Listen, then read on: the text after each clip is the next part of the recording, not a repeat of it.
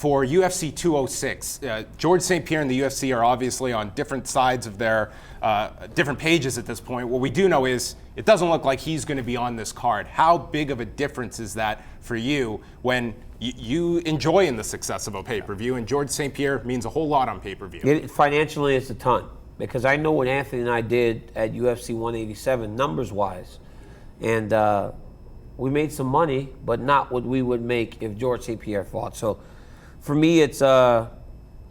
You know, I'm like, well, I hope they get this figured out so that the fight can be as big as UFC 200. I fought on 200, so I know what a big pay-per-view looks like in terms of revenue, pay-per-view revenue. So I'm hoping that it gets worked out, because 205 is going to be massive. 207 is going to be massive. With George St-Pierre in the middle, UFC can have 3 big shows back-to-back at the end of the year. I don't know if we have done that in a really long time.